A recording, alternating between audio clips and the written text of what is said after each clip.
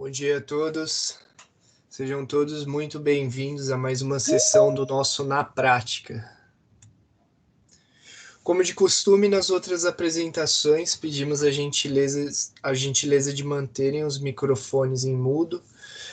As perguntas durante a apresentação nós pedimos para enviá-las pelo chat, que no final o nosso apresentador vai respondê-las, e os slides e a gravação serão disponibilizados posteriormente no canal do YouTube, tá?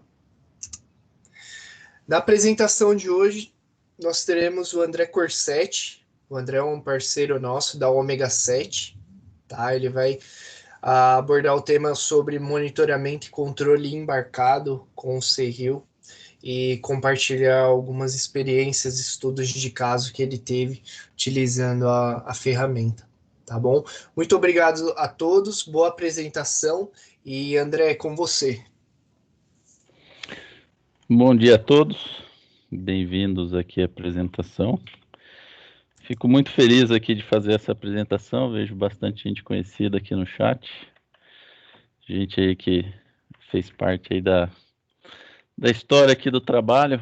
Então, a ideia hoje é mostrar o uso do Serril, alguns pontos muito interessantes e as capacidades que ele tem e a aplicabilidade dele. Então, o foco aqui é apresentar a tecnologia da National, mas eu vou mostrar o que a Ômega 7 faz e os exemplos que a gente tem, principalmente, são os exemplos do trabalho que a gente realiza, né? Então, a Ômega 7 Systems, ela tem 8 anos, é uma empresa que nasceu fazendo desenvolvimento de sistemas embarcados, e a gente usava muito National Instruments para testar, fazer teste dos nossos dispositivos, e a gente foi migrando para essa parte de automação de uso mais intensivo de National Instruments. Então, hoje a gente é uma empresa especializada em projetos de desenvolvimento, projetos de construção de sistemas. Muito focado aqui, a gente fica em São José dos Campos, muito ligado ao setor aeroespacial e defesa, mas também hoje a indústria 4.0, que trouxe bastante negócio, e essa parte de desenvolvimento IoT, que o Serril é muito adequado para trabalhar essa parte aqui, como a gente vai mostrar. Por a gente trabalhar muito nessa parte aí de aeroespacial, eu considero que as grandes expertises da empresa, na verdade, são o trabalho aí em cima de normas, né? Conseguir fazer o projeto, trabalhar requisito, arquitetura, integração e V&V. Mas a gente tem trabalhos em todas essas áreas, tanto na área espacial, aeronáutica, muito automotiva. Já apoiamos o desenvolvimento de equipamentos médicos homologado Anvisa, trabalhos na área de óleo e gás, fiscal. E uma expertise também da empresa que eu acho muito relevante para essa área de IoT é a parte de desenvolvimento de sistemas embarcados, certo? A gente desenvolve desde placas eletrônicas, firmwares, e isso ajuda muito quando a gente está fazendo o desenvolvimento de sistemas embarcados, porque a gente consegue fazer a periferia necessária, fazer o condicionamento de sinal, fazer uma integração completa de algumas soluções aí IoT. E nossa grande parceria aí é com a National Instruments, a mais antiga.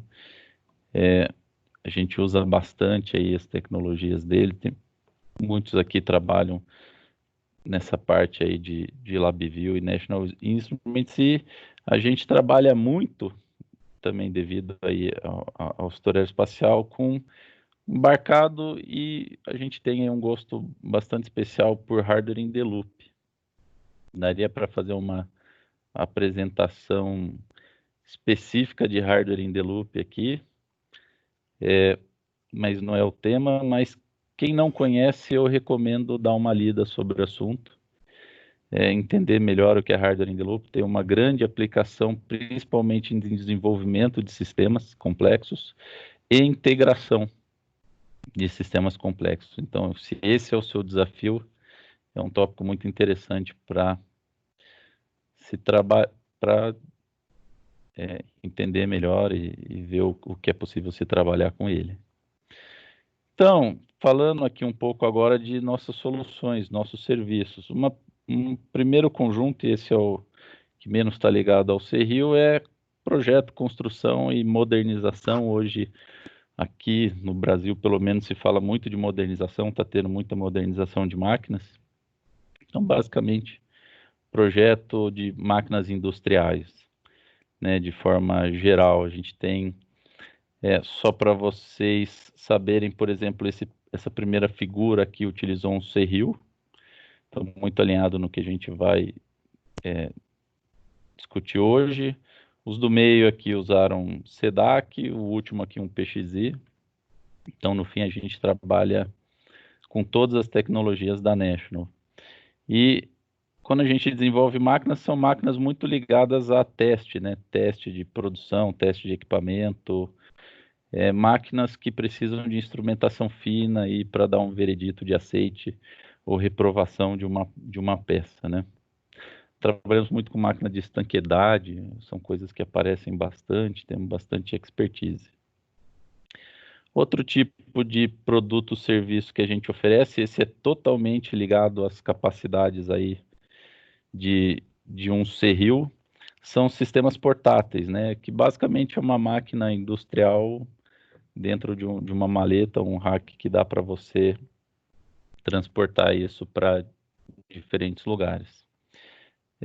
Normalmente essas maletas são usadas para operação e testes em campo, mas tem muitas aplicações como validação de desempenho, configuração de equipamentos, data logging, monitoramento remoto temporário, e basicamente o que você tem é seu equipamento, seu sistema complexo, onde que ele está em campo, então você precisa ir até ele fazer algum tipo de atuação nele. Então a gente monta um sistema de aquisição usando as tecnologias da National Instruments dentro de uma maleta que pode ou não ter uma controladora, então ele pode precisar de um computador para operar junto dessa maleta e a gente faz o que precisa ser feito.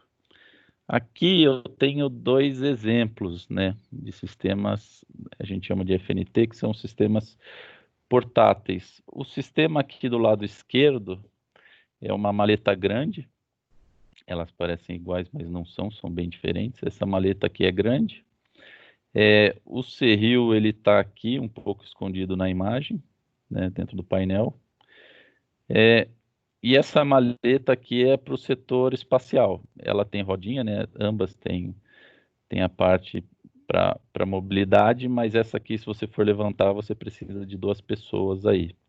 Essa aqui é uma maleta para automotiva, então é uma maleta pequena, que não tem o computador dentro dela, não tem uma controladora, então você precisa plugar um computador na USB dela para conseguir usar. Ela tem basicamente a parte de instrumentação do equipamento. Tá aqui, ela está aberta, né? Está sem o painel de interface para a gente ver. Mas basicamente ela fechada, ela é do tamanho de uma mala que você conseguiria colocar dentro de um bagageiro de avião. Tá? Então é uma mala extremamente portátil, não é tão leve a ponto de você poder ficar carregando livremente, mas ela sim é fácil de carregar nos lugares. Então, essa maleta aqui foi para o setor espacial. E no setor espacial a gente tem todos os...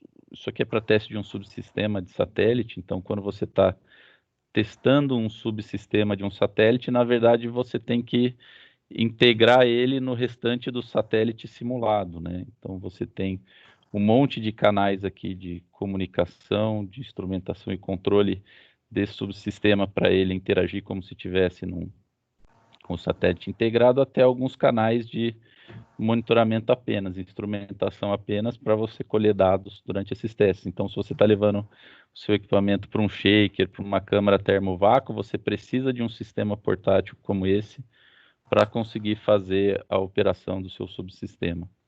Aqui a parte automotiva é teste de ECU, teste de sistemas automotivos. Aqui é um teste de cargas. Então, a gente tem uma fonte, essa maleta fala Lincoln, e a gente tem uma parte de cargas aí para poder fazer os testes em campo. Uma coisa interessante de sistemas portáteis como esses é que você consegue usar ele em laboratório, então ele serve até como uma bancada de testes extra. Aí, se você tiver precisando de alguma vazão maior de testes na sua produção, como um sistema de testes portátil para atender demandas de teste em campo também. E aí eu vou mostrar muito das capacidades da gente conseguir fazer um sistema portátil desse, vem do potencial do Cerril e do tamanho dele e de conseguir fazer tanta coisa. Falar um pouco agora mais do foco aqui, que hoje em dia é muito importante essa parte, que é sistemas de IoT, e como o Cerril é preparado. Eu tenho aqui apresentar para vocês um outro produto que a gente chama de DLMon, mas basicamente é monitoramento e telemetria, né? Então a gente pode usar Cerril para monitorar desde ativos industriais, máquinas industriais, como também uma infraestrutura industrial, ou até mesmo uma infraestrutura de construção, uma barragem, coisas do tipo. Como eu vou mostrar mais para frente, a versatilidade do Cerril, a possibilidade de uso de interfaces, faz ele ter uma gama de sinais que ele consegue coletar, então, desde acelerômetros, strain gauges, sinais mais comuns analógicos, como barramentos digitais, acústico, coisas do tipo. Então, ele é um excelente equipamento para você usar ele em diversos pontos, né? Ele consegue atender um escopo muito grande, muito largo de sinais, parâmetros que ele consegue adquirir. Então, ele é adequado tanto aí para instrumentação de máquinas e equipamentos industriais, como também de infraestruturas. Outro bom uso são veículos grandes, né? Ou maquinário pesado. Então, você consegue fazer uma aquisição de dados nessas máquinas de uma forma distribuída. Eu vou mostrar mais para frente como você consegue até sincronizar esses nós para aquisição de dados, para esse monitoramento ser distribuído, mas mesmo assim ser sincronizado no tempo. Então, se você tem uma demanda que você tem que fazer um monitoramento em distâncias grandes aí, mas que esse monitoramento ainda assim precisa de um sincronismo de aquisição para você conseguir ter o resultado adequado dessas medidas, o Cerril é extremamente adequado, está no fim da apresentação. E ele é capaz de trabalhar com diversas interfaces. Então, quando você está fazendo essa coleta, você quer mandar esses dados para um supervisório, certo? Então, você pode usar uma rede Ethernet local, pode colocar ele para trabalhar, ser realmente um IoT conversando pela internet. Você pode tem até Cerril com conexão Wi-Fi, você pode colocar um modem com 3G aí, 4G e colocar ele na internet, até mesmo fazer um monitoramento aí offline, né?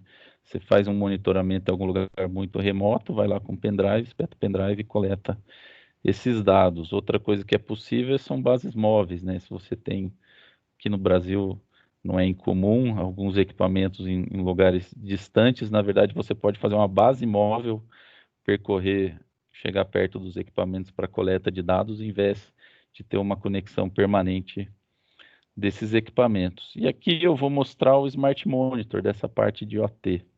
O que é o Smart Monitor? É um produto nosso da Omega 7 que a gente desenvolveu, muito vindo dessa demanda de monitoramento de equipamentos, ativos industriais e processos industriais. Então, as demandas disso começaram faz muito tempo, a gente entendeu que isso era uma coisa que era interessante ter, então, na verdade, isso foi sendo desenvolvido quase que organicamente, até tomar uma forma suficiente para a gente hoje denominar como uma plataforma.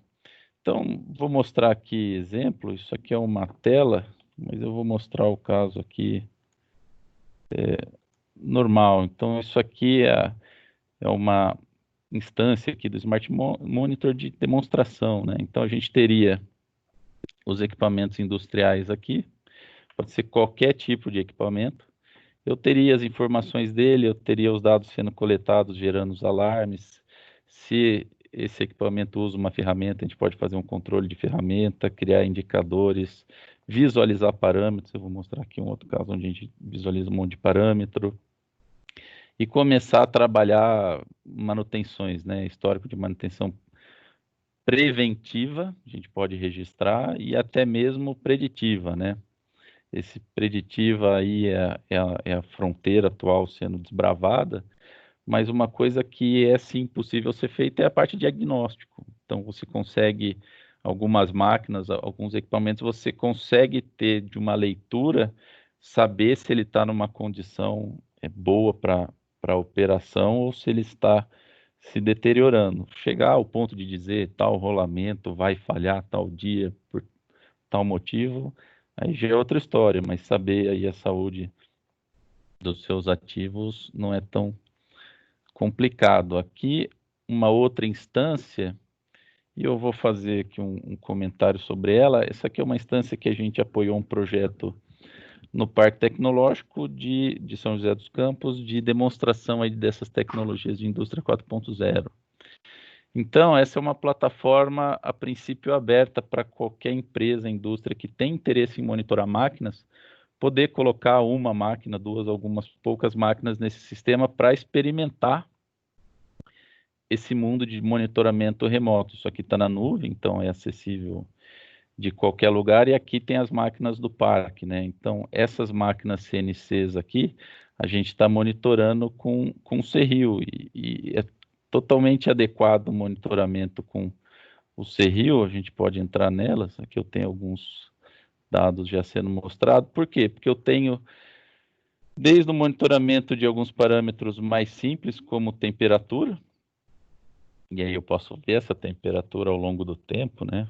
Acho que aqui mostra, por exemplo, a temperatura variando ao longo do dia. Infelizmente, isso aqui tá, as máquinas estão paradas, né?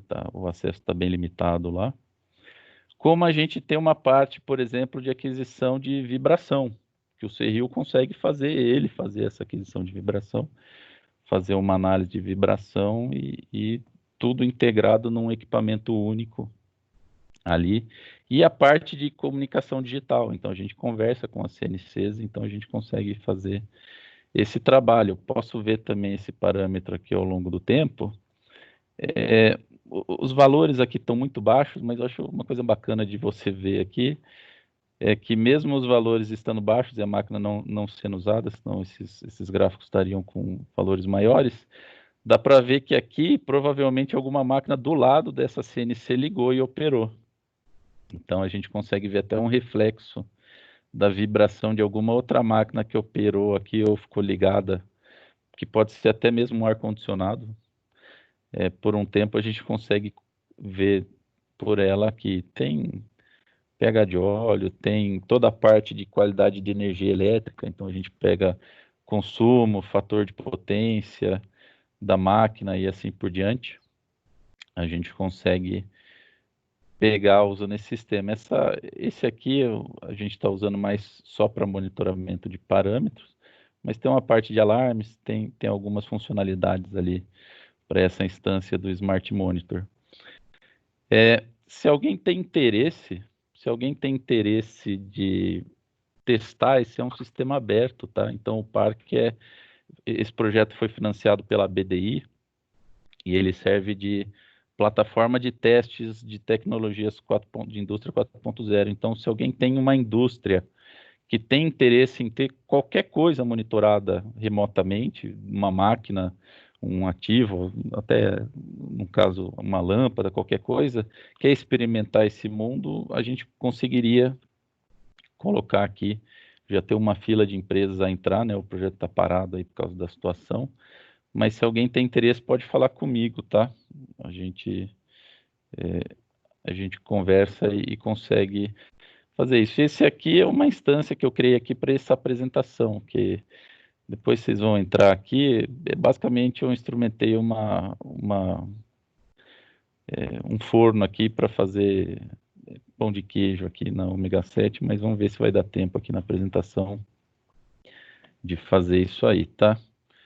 Então, voltando aqui, começando agora a falar na prática. A proposta aqui da apresentação e do básico ao avançado. Então, eu vou falar rapidamente da plataforma do Serril para as pessoas entenderem por que que ela é tão potente e por que que ela traz tantos benefícios. Então, o Serril é um computador industrial, certo? Tem muitos computadores industriais, mas ele é um computador que pode ter a controladora e a controladora em tempo real. E qual é o grande diferencial do Serril para todos os outros computadores industriais? É a existência de uma FPGA grudada no processador, e essa FPGA está conectada nas saídas analógicas, saídas de interface de entrada e saída. Então, você tem o computador, tem o chassi e você tem uma gama, já vou passar aqui, depois eu volto, de cartões muito grande aí, que a National Instruments oferece para trabalhar com Serril. Então, você tem aí desde os sinais mais comuns de automação clássica, analógica, digital, e assim por diante, relés, como você tem a parte de vibração, strain gauge, sinais, alguns sinais dinâmicas, visão, áudio, essa parte acústica. Então, tem muita interface. E aí você sai de um mundo onde você está trabalhando com sinais de automação clássica, que você trabalha em níveis onde você está muito acima dos ruídos presentes na automação, para medidas de pequenos sinais, né? Milivolts. Então você está falando de um termopar, um RTD, um strain gauge, uma ponte, um acelerômetro, são sinais de uma potência muito baixa. Então você tem que saber tratar muito bem, fazer o projeto certo e conseguir adquirir esses sinais, mesmo num ambiente industrial que tem bastante ruído. Então, e tem cartão de interface de barramento, protocolos digitais, então só essa diversidade já seria adequada, já seria muito boa para você conseguir usar ele em diversos locais. Mas a FPGA é realmente o que traz todo o poder para o Serril. Então, você consegue ter diferentes módulos de entrada e saída, e eu vou mostrar aqui mais para baixo que a FPGA é capaz, mas você é capaz de programar essa FPGA em LabVIEW. Para quem conhece FPGA, sabe que você tem que programar em VHDL, Verilog, e é uma programação pesada, complexa, difícil, mas quando você começa a programar essa FPGA em LabVIEW, é outra história, muito mais... Tem seus peculiaridades por ser FPGA, então o LabVIEW FPGA é limitado, mas é muito fácil, é muito mais tranquilo programar, você desenvolver um algoritmo usando o LabVIEW para embarcar na FPGA. O tempo que você gasta é mínimo, dezenas de vezes menor do que se você fosse programar nas linguagens nativas. Então, aqui rapidamente, não quero tomar muito tempo nisso, mas explicando a FPGA para quem não tem isso muito claro, o que é uma FPGA? Ela é basicamente um circuito de eletrônica discreta miniaturizado. Então, antes aí do boom dos circuitos integrados, você tinha muitos sistemas que eram placas de eletrônica analógica e discreta fazendo o trabalho aí de automação, de computação. Com o advento dos CIs, né, a explosão aí dos CIs, a miniaturização desses CIs, tudo virou eletrônica digital. Agora, a FPGA é como se ela fosse uma piscina de blocos lógicos, então, de portas lógicas, memórias, flip-flops e assim por diante, e conexão, linhas de conexão entre esses blocos lógicos. E você basicamente faz um programa onde, na hora que você compila esse programa, ele vira um mapeamento desses blocos lógicos e interconexões. Então, na verdade, o que você faz quando você põe para rodar uma FPGA é um circuito eletrônico, ele é como se fosse um circuito eletrônico rodando, miniaturizado. E aí você tem muitas vantagens e desvantagens, tudo é trade-off na engenharia, de usar um silício desse, que é o seguinte: na hora que você roda alguma coisa ali, não existe sistema operacional rodando. Não existe um software, a arquitetura normal de microprocessador ou microcontrolador, onde você vai e busca uma instrução na memória de programa para ser executada, executa aquela instrução e vai fazendo as coisas sequencialmente, mas que podem gerar travamentos, podem ter interrupções, entrar em estados escuros e ter todos os problemas de programação que a gente conhece. Quando você compila uma FPGA, basicamente você criou um circuito em eletrônica discreta. E quando ele roda ciclicamente, onde todo ciclo ele faz a mesma operação. E a operação não é computada, ela é basicamente um conjunto de lógica discreta. Então, são sinais elétricos passando por essas portas lógicas e realizando uma lógica. Qual que é a grande vantagem disso? Confiabilidade. Não existe travar o software numa FPGA, não trava, não existe esse conceito, porque são simplesmente sinais elétricos sendo modificados a cada ciclo. A confiabilidade é altíssima, porque enquanto tiver energia elétrica ali, ele vai estar realizando aquelas operações. E uma grande vantagem é a capacidade de processamento que você consegue ter. Então, você consegue fazer operações na FPGA numéricas, alguns cálculos muito intensivos, usando em um ciclo. Você pode configurar para fazer tudo em um ciclo. As FPGAs tendem a ser muito rápidas, então você pode aumentar, você pode até pegar partes delas e aumentar a frequência de execução de alguns conjuntos de código e chegar em capacidades de processamento altíssimas. Né? Então, se você tem um controle, um monitoramento que você precisa fazer com uma taxa de aquisição e controle altíssima, é altamente adequado isso migrar para FPGA, pela confiabilidade e pela capacidade de realização desse algoritmo. Qual que é o trade-off? Qual que é a desvantagem da FPGA? Que ela é limitada, certo? Você, no fim, acaba perdendo muito desses blocos lógicos, porque eles não foram usados, então você não consegue colocar programas enormes numa FPGA, o que você consegue fazer usando um microcontrolador.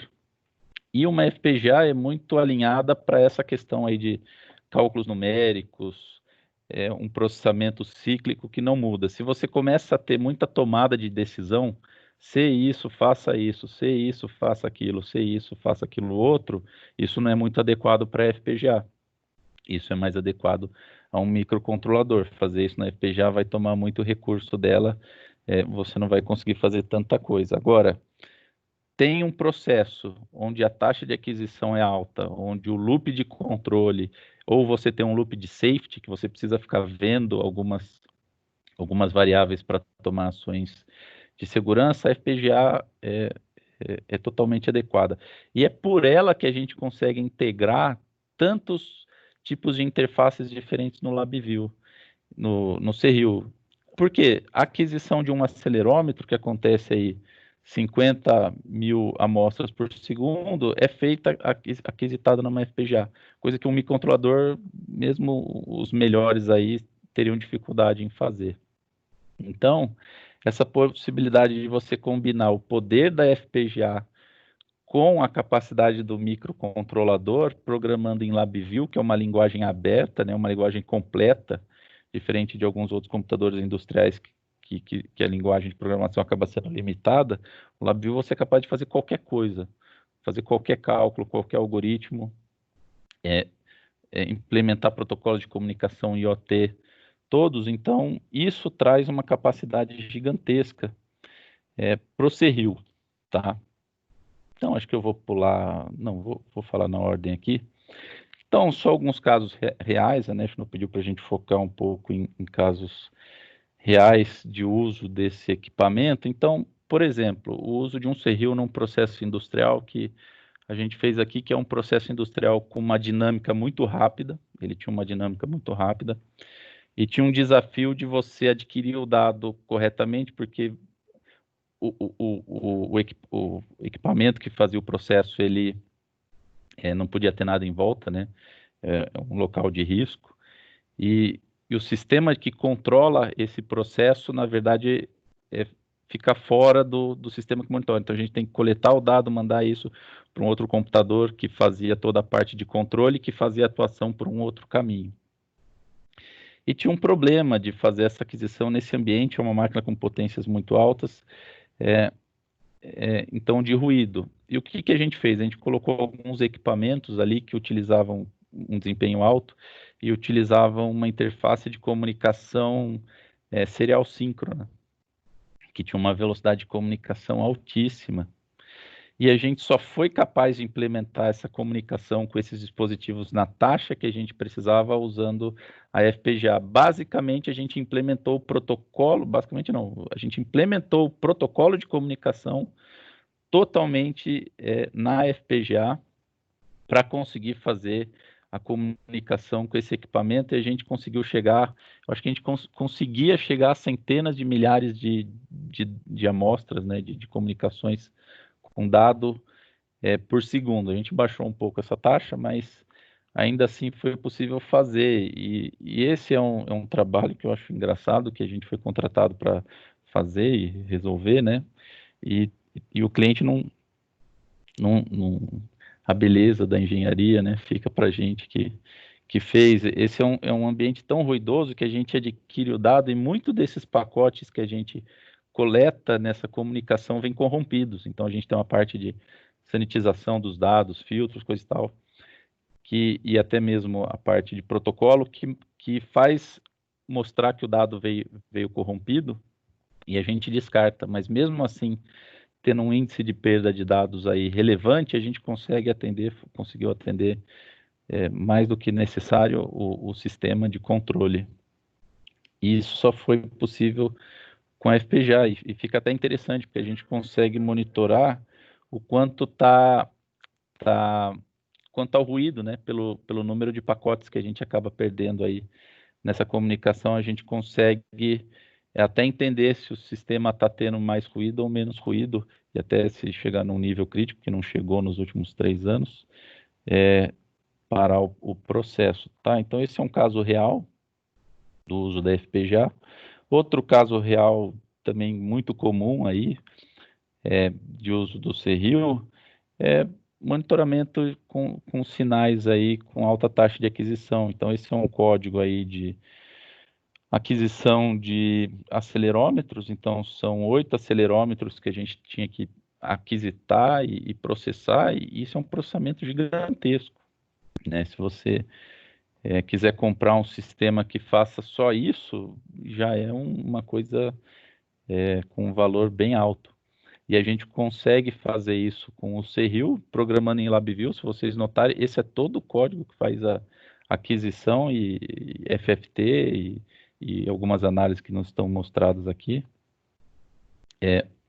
de aquisição desses acelerômetros e processamento. Então, é razoavelmente fácil você conseguir fazer uma coisa assim com LabVIEW usando um Seril, tá? Então, o que é possível fazer no Seril? Essa parte de safe, de controle embarcado aí, é muito adequada para ele, essas questões de alto desempenho. Então, de uma forma geral, né, tem muitas possibilidades nesse mundo.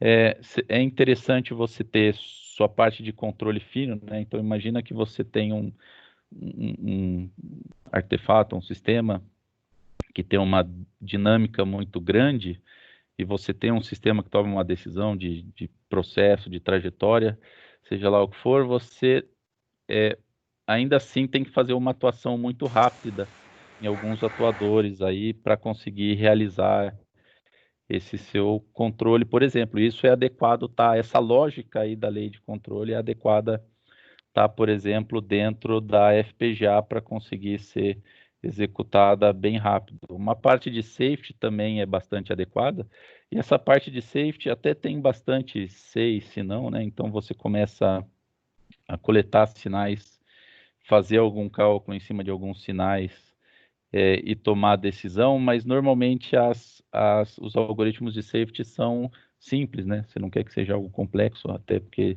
ele tem que ser simples para garantir também a sua confiabilidade.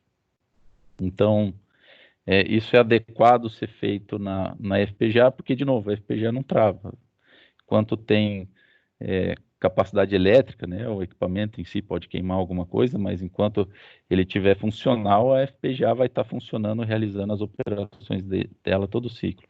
E aí sim, no microcontrolador, uma parte lógica mais pesada, mais de tomada de decisão, e assim por diante, e a comunicação externa. Então, a parte de comunicação, esse mundo IoT, você não faz na FPGA, você vai fazer no microcontrolador. Aqui, falando uma coisa que todo mundo já ouviu bastante, mas essa é a nossa pirâmide aí de indústria 4.0, aqui da Ômega 7. Então, a gente vê que cada vez mais, no começo existia ainda uma resistência, mas hoje é inegável, eu acho que visto agora o momento que a gente está passando, infelizmente não é pelo motivo certo, mas mais ainda mostrou que isso é um caminho sem volta, né? Então a gente está migrando aí de sistemas locais, controles locais, para controles mais integrados em rede, controles distribuídos, controles onde partes podem estar local e partes podem estar na nuvem. Então agora eu vou fazer uma demonstração exatamente dessa parte de comunicação, que é uma parte muito, muito adequada, que também diferencia o Seril de outros computadores industriais, que tem certas limitações. O Seril não, ele é capaz de falar todos os protocolos, fazer tudo que é necessário. Então isso aqui está aqui na mesa, aqui está no escritório aqui, só que eu estou sozinho aqui, eu não vou conseguir ficar saindo aqui para operar, mas está ali na mesa de reuniões. O que eu fiz?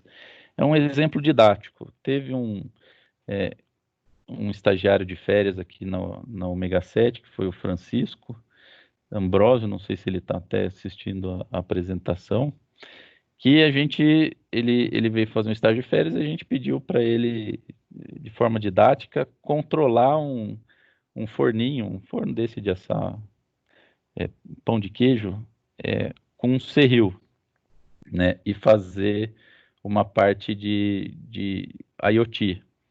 E a ideia era realmente ele fazer uma curva, tentar fazer que esse forninho fosse um forno para a gente fazer protótipo aqui de placa eletrônica, né? Então ser um forninho de solda, mas esse forno não tem a potência suficiente para fazer a curva ideal. Então o que ele virou realmente foi um forninho hoje de fazer pão de queijo com controle remoto aqui na empresa, né?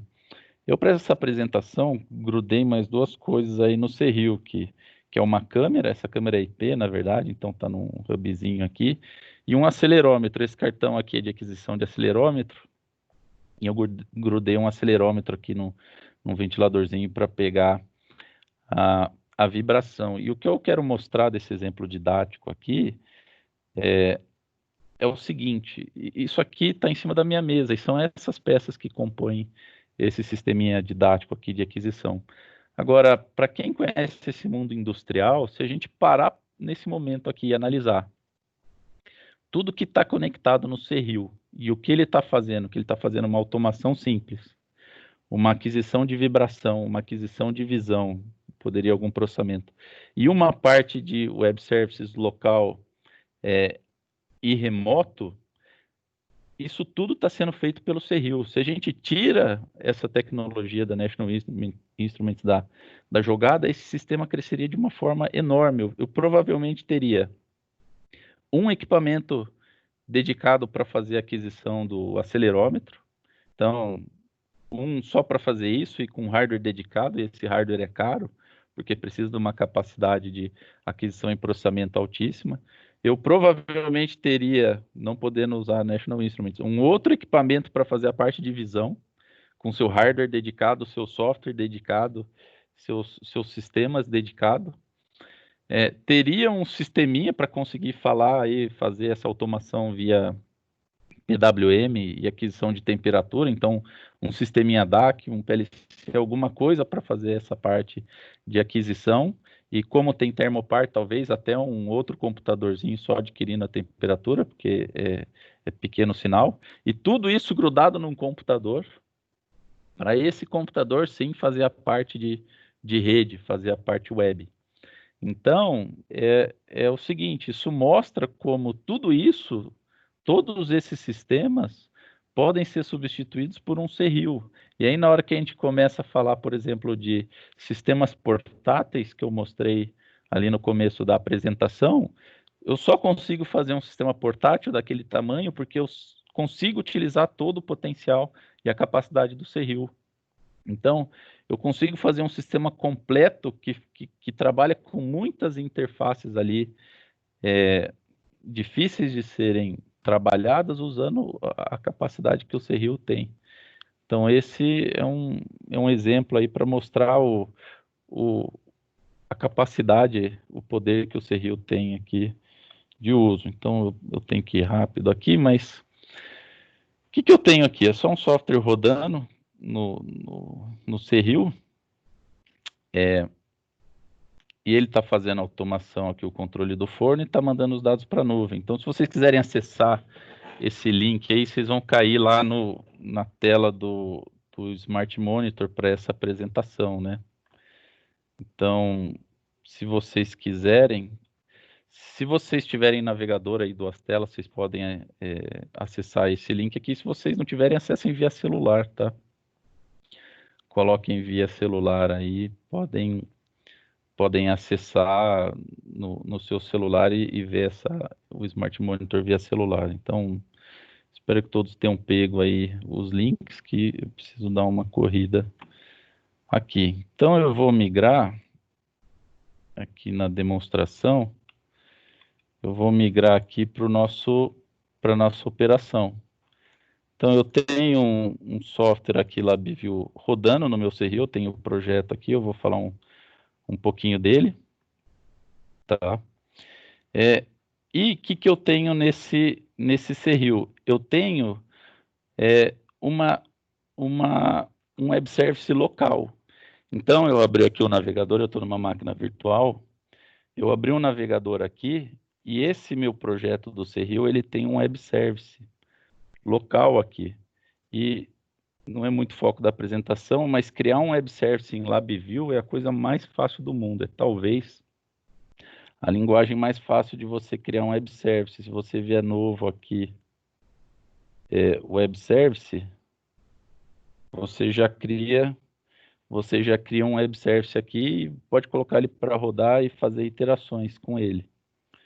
Então, o que eu tenho aqui? Eu tenho o web service aqui do que está rodando, e ele tem páginas HTML que ele está me provendo.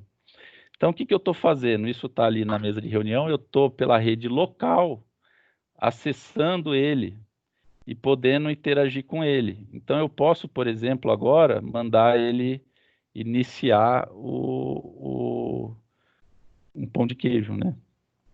Fazer aqui começar a fazer o pãozinho de queijo, aumentar a temperatura do forno e assim fazer a questão. Isso aqui é uma interface local. Agora, eu tenho a mesma interface aqui na web, certo? Então, eu tenho aqui, eu posso mostrar para vocês, aqui ontem foi a hora que eu fiz os testes aqui com o forninho, tá?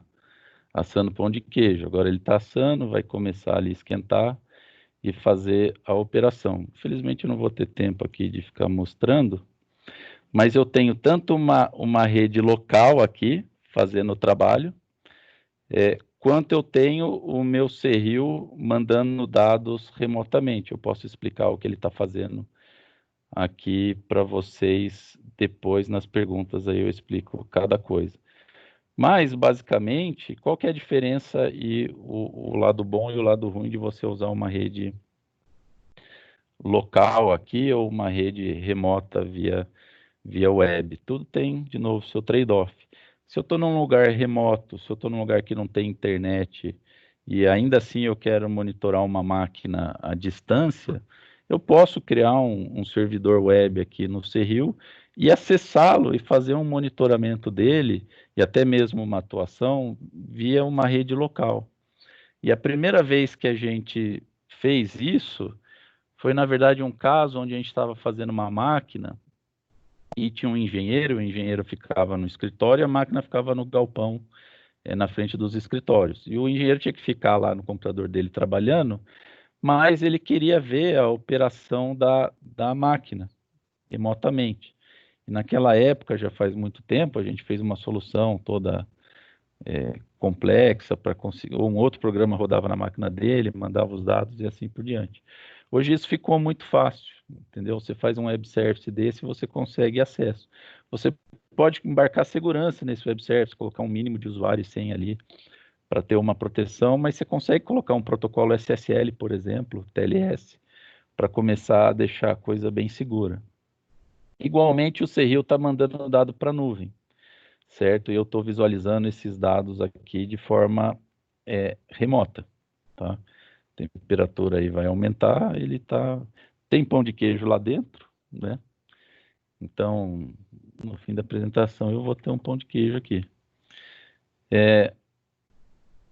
E assim por diante, tá? Então, o Serril está fazendo esses dois papéis. O bom do local é que né? Você fica na sua rede, se a internet cair, ainda assim você tem a conectividade. O bom da internet é que vocês podem aí, vocês estão todos longe vendo aí a operação e eu estou aqui na Ômega 7 fazendo essa operação. Então tudo tem o seu trade-off. Eu não coloquei muito slide da parte técnica disso, pois tiveram outras apresentações aí do Na Prática focando muito isso, então não vale a pena eu repetir conteúdo. Mas qualquer dúvida podem colocar aí no chat, a gente responde. Tá? Então, basicamente é isso. Eu estou usando o Serril como um dispositivo IoT, aqui para um equipamento muito simples, mas isso serve também para qualquer máquina industrial, qualquer infraestrutura, qualquer coisa.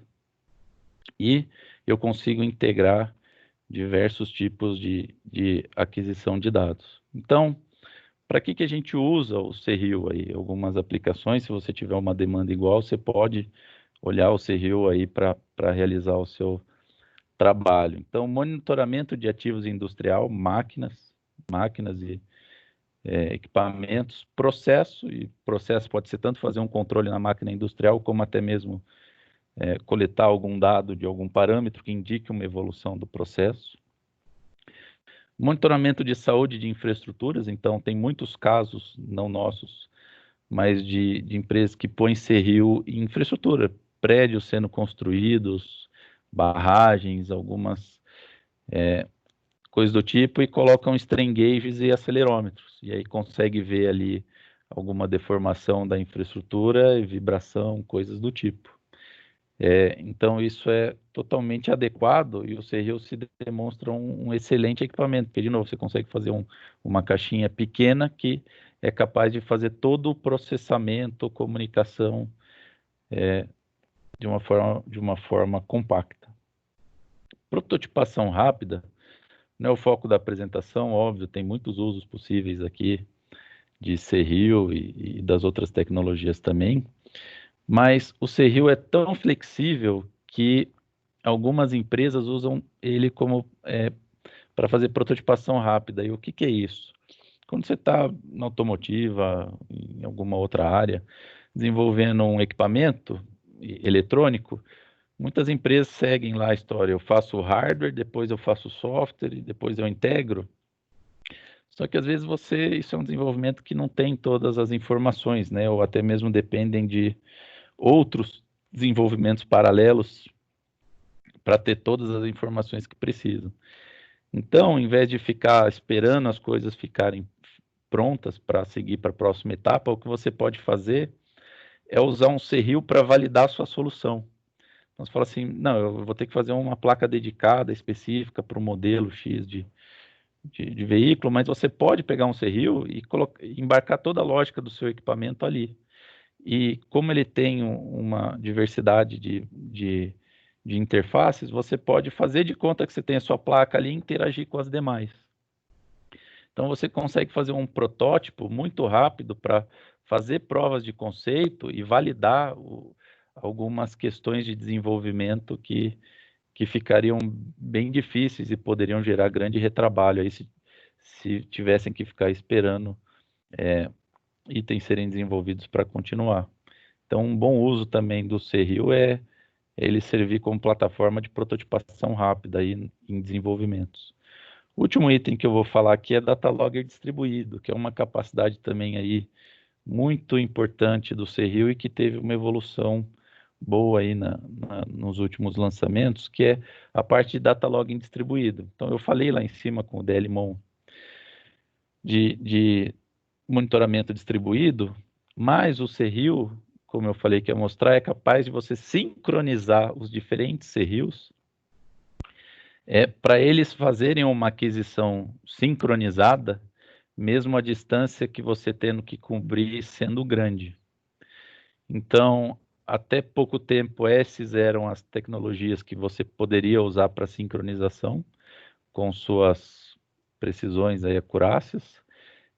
Mas hoje surgiu uma nova tecnologia, que é o TSN. Então, já tem os novos CRIOs com capacidade de sincronismo por TSN. O TSN é uma evolução do 1588. O 1588 é muito usado em ambiente aqui aeroespacial e defesa, por ser um protocolo de sincronismo de nó muito capaz, né, de você trabalhar com sub-microsegundo. Microsegundo. E foi evoluído o 1588 para agora rodar em cima de redes Ethernet. Então você está usando uma infraestrutura que está se tornando muito comum, que são as redes Ethernet, para fazer essa parte de sincronismo. E aí você consegue também uma capacidade de sincronismo de nós altíssima para fazer esse monitoramento e controle distribuído usando os seus equipamentos CRIO, tá? Então, basicamente é isso. Então, em resumo, o CRIO é uma plataforma de altíssimo desempenho, muito compacta e de altíssimo desempenho, tem um poder muito grande, é um equipamento industrial robusto, tem uma coleção de interfaces possíveis de serem usadas muito grandes, é programável por LabVIEW, o que basicamente torna ele ser capaz de realizar todos os protocolos, todos os tipos de comunicação e assim por diante. O LabVIEW é uma linguagem totalmente completa, sem limitações. Então, é um computador industrial com uma flexibilidade de software gigantesca. E tem toda essa parte aí de IoT, né? De sistemas de IoT. Então, se você tem algum desafio aí que demande aí uma solução robusta, de alto desempenho e compacta, o CRIO é um grande, é, um, é muito adequado. E a gente trabalha bastante com o CRIO, então aquilo que eu mostrei no começo da apresentação é muito permitido exatamente pelo trabalho aí com essa tecnologia, tá? Então eu felizmente não estourei meu tempo. Esse é o fim da apresentação, aí fica meu contato, se alguém quiser entrar em contato ou tiver alguma dúvida aí, vamos responder as perguntas aí, eu agradeço aí o tempo de vocês. Beleza, Corsetti, obrigado aí pela apresentação. Aqui é o João, pessoal, João Denay. Vocês receberam um convite a partir de mim. Obrigado, primeiro, a presença de todos. Eu tô só imaginando o cheiro que deve estar aí agora. Tá bom Daqui a já. pouco vai tá, vai tá bom, né? O André Prado até fez esse comentário aí, né? Pena que não dá para distribuir aí pra galera que participou, tá? A gente teve duas perguntas até agora. O André acabou de escrever mais uma aqui, mas eu vou deixar ela pro final. A primeira foi do Jorge. Ele entrou, fez a pergunta, ele disse que não ia poder ficar. Mas ele deixou mesmo assim, né? Ele perguntou aqui, alguma experiência quanto ao uso do InsightCM para monitoramento? Sim, a National Instruments tem dois softwares, ela está evoluindo bastante essa parte de software, né, e de software de monitoramento também.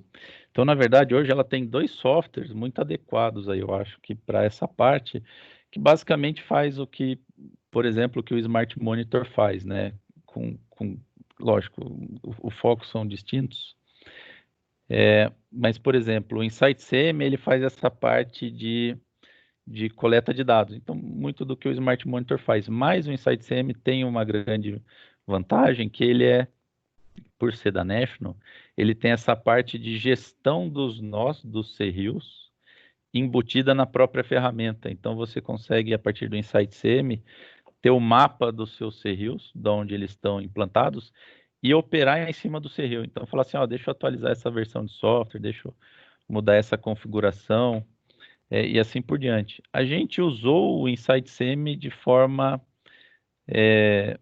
experimental. Se eu colocar os primeiros slides do Smart Monitor para vocês aqui, pegar um slide de 2000 e, não sei, 15, 16, vocês vão ver que tem InsightCM lá. A nossa ideia era talvez fazer uma camada acima do InsightCM, né? E tentar usar essa capacidade do InsightCM de gerenciamento de nós. Aconteceu que os projetos que a gente tinha vislumbrando isso não ocorreram e a gente ficou só nesse exercício aí de uso aí dele de forma experimental. A gente experimentou, tem versões, na verdade as primeiras versões do InsightCM a gente utilizou. Eu acho até que tem gente aqui no chat que trabalhou aqui, que foi quem fez esse trabalho. Então, mas a gente não chegou a implantar em nenhum cliente, né? A gente tinha discussões com alguns clientes grandes, mas todos pararam ali na crise ali, tudo parou e a gente não utilizou. Agora a National lançou um outro software chamado System Link, que já tinha o System Link local, que na verdade ele faz essa questão de recepção de parâmetros também de nós, mas ela acabou de lançar o System Link, não sei o nome, a National pode dizer, mas talvez chame de System Link Cloud, que é fazer exatamente isso usando na nuvem, que aí sim se aproxima muito de novo do Smart Monitor e a gente adoraria usar, também é novo, a gente não chegou a experimentar ainda, mas tem que experimentar porque também a National deve crescer muito, esse software aí deve crescer muito, eu acho que é uma boa opção aí, a gente não tem problema nenhum em implantar com o Smart Monitor ou System Link, na verdade a gente faz o que é melhor para o cliente, né? E como a National vai manter esse software, ele deve evoluir bastante aí no futuro. Sim, exatamente. Até teve, eu acho que foi na apresentação do Fábio, tá? A primeira. Isso foi um tema bastante explorado, tá? Então, recomendo o pessoal que tá curioso dar uma olhada lá na live que o Fábio fez também para tirar algumas dúvidas e aí retornar para a gente se tiver algum caso para implementação. Mas é exatamente isso, tá? A plataforma está crescendo para ser mais orientada à nuvem possível, tá? Bom, seguindo, o Tarcísio Júnior, ele falou aqui, ó, olá pessoal, o CRIO seria indicado para uso em ambientes de validação de softwares embarcados em automotivos? Acho que mais no cenário de um hardware in the loop aí.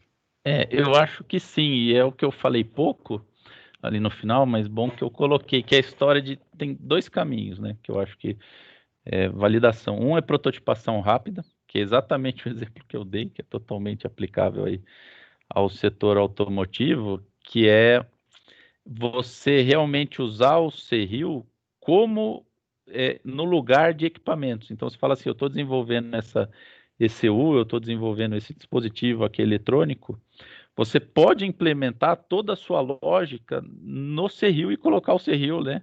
Fazendo as adaptações mecânicas ali para suportar no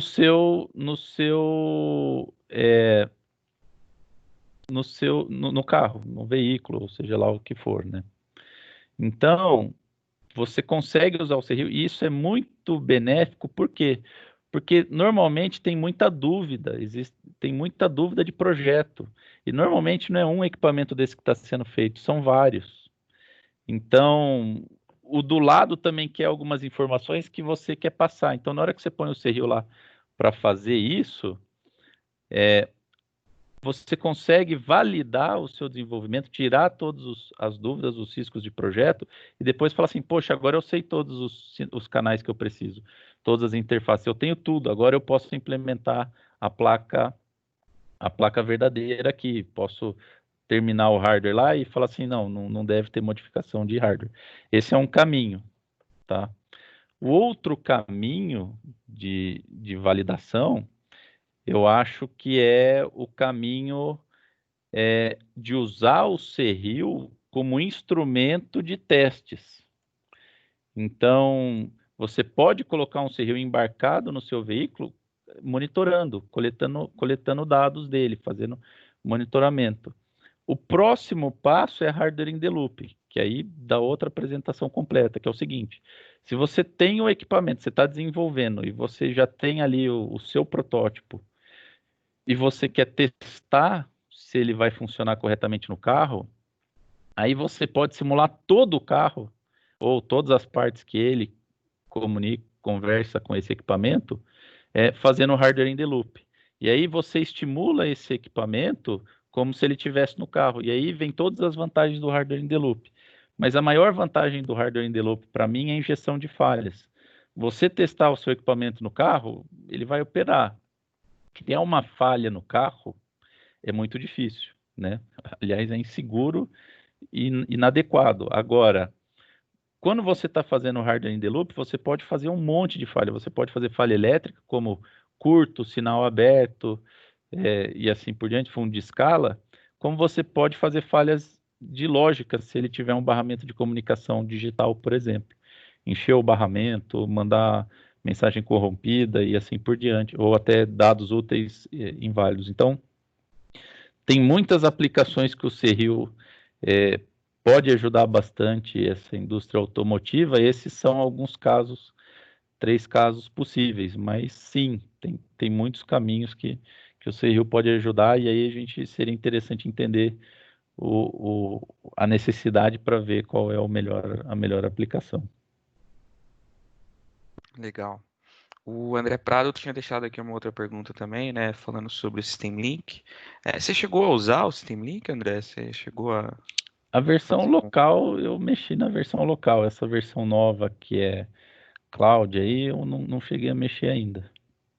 Tá. Mas assim, é outro gerenciador de nós, né? O Smart Monitor é gerenciador de nós IoT. Então, experiência no uso desse tipo de ferramenta a gente tem. Por mais que o Smart Monitor seja nosso, no fim, o que o cliente pedir, o que for mais adequado para ele, é o que a gente vai implantar. Beleza. E uma pergunta aqui do Bruno César, né? Nosso antigo colega aí, saudade, Bruno, um abraço. Recentemente, até a SpaceX divulgou o uso do Linux em o seu último lançamento. Você pode comentar alguns benefícios do Linux no Serril? Posso, e de forma até ampla, eu vou estar meio que tomando o papel da National aqui, então o que eu estou falando não está assinado pela National, mas é a minha opinião, né? Fica à vontade, você é especialista. Essa mudança da National foi muito benéfica para a própria National Instruments. Por quê? Antes ali, os sistemas de tempo real da National era o Farlap e o VxWorks. O VxWorks o Farlap também era um excelente sistema operacional de tempo real, mas parou, né? Não teve mais desenvolvimento. O VxWorks é um excelente sistema também de tempo real, muito utilizado aí na área espacial e defesa, principalmente dos Estados Unidos.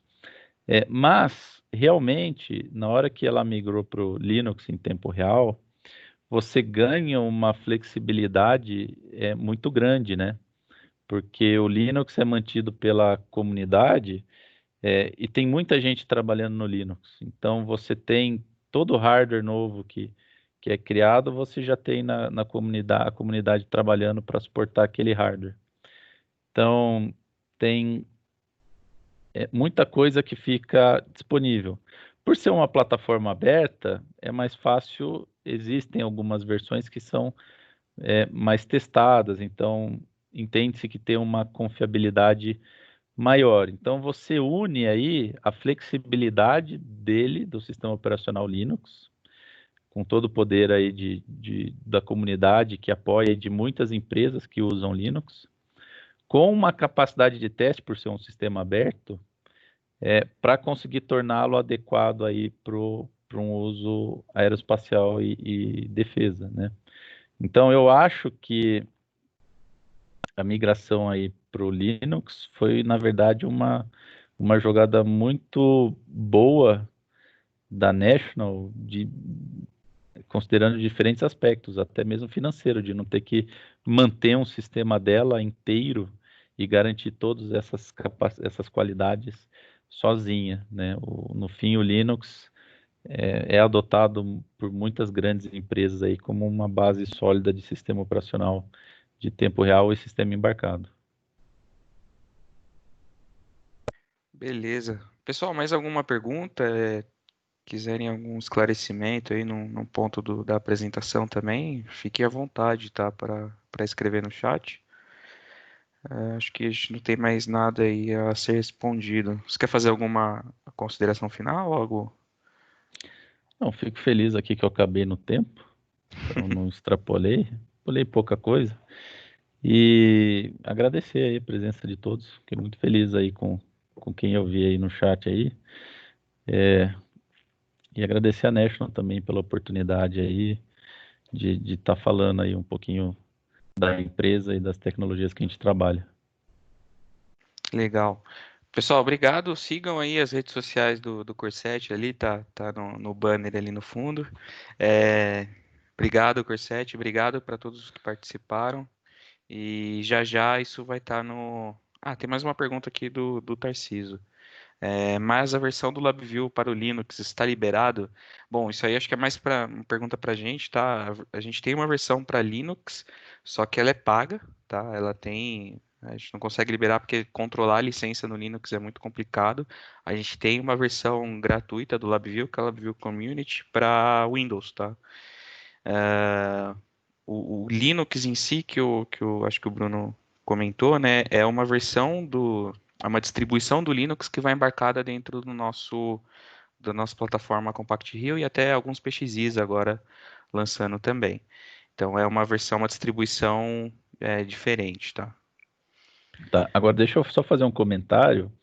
Às vezes tem uma mistura aí, assim, eu consigo programar o Linux do Seril, o LabVIEW, então Isso. eu acho que eu fechei aqui a apresentação, mas assim, o Seril está rodando no Linux x64 lá, ele está rodando no Linux. Eu programo no Windows o Seril, então eu programo naturalmente e isso embarca no Linux lá, e esse Linux que está dentro do Seril tem aí a confiabilidade alta.